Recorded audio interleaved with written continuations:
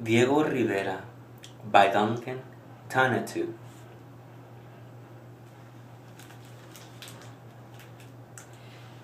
Diego Rivera was born in Mexico in a city called Guanajuato, which means the land of frogs. As a boy, Diego enjoyed playing with his trains, but more than anything, he loved to draw.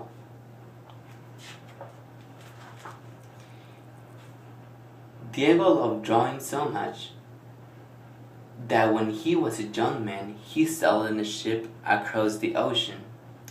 He went to the city of Madrid in Spain to study art under the direction of a well-known painter.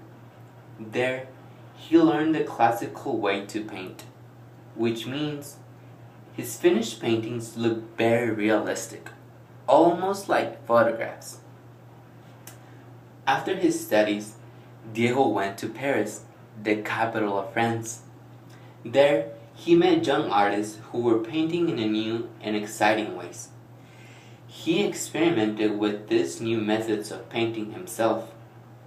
One method was called Cubism, in which the painting did not exactly resemble its subject, but it was composed of geometric shapes, such as squares, circles, and triangles.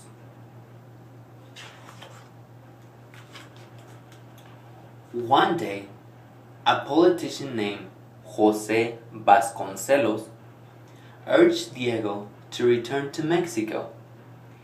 He wanted Diego and other artists to paint murals around the city about the Mexican people's history and customs. Diego was thrilled by this new project. When he returned to his homeland, Diego traveled through its deserts, mountains, and jungles. He wanted to be inspired by his country. He met people who worked the land, and he visited the ruins of ancient Mexican civilizations, like those of the Aztecs and the Maya.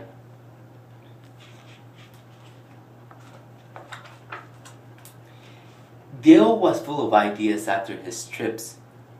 With the help of friends and apprentices, he began to paint murals on large walls so that everyone in his country, rich and poor, young and old, could see and learn from them.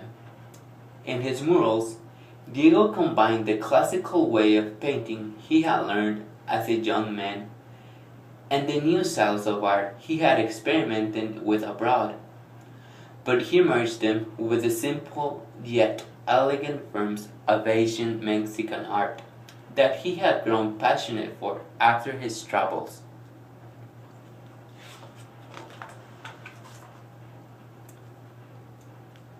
On the walls of an important government building, Diego painted the history of his country. He painted the struggles of the Mexican people to break free from the Spanish king. He also painted the fight that took place many years later when farmers and workers defended themselves against greedy men who were taking advantage of them.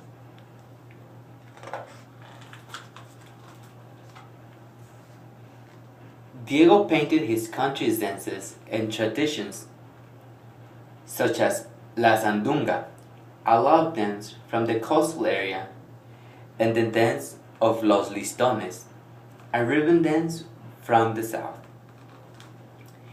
He wanted to celebrate the things that were special to Mexico and wanted Mexicans from all distant parts of the land to learn about their culture and feel proud.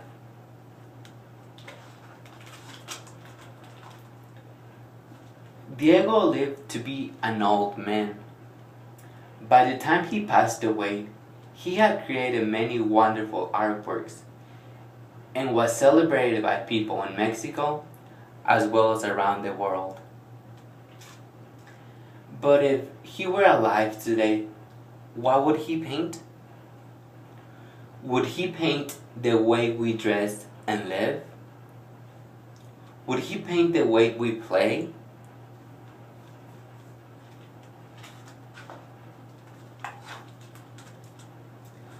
Would he paint the big city?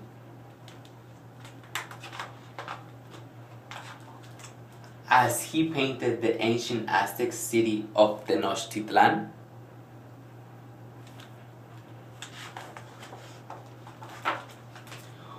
Or would he paint students at their desks, just as he painted factory workers in their production line?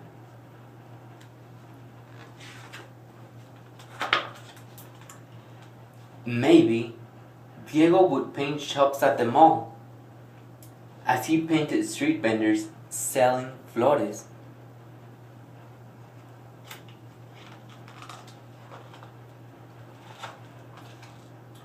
Or would he paint the luchadores wrestling in their costumes, just as he painted the Aztec warriors fighting the invading soldiers, the Spanish conquistadores?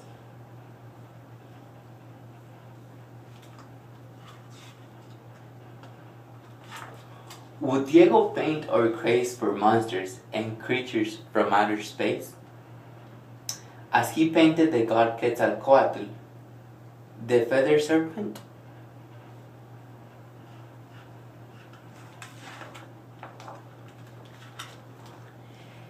Diego's murals teach us about the past, but they also show a better future for the common people.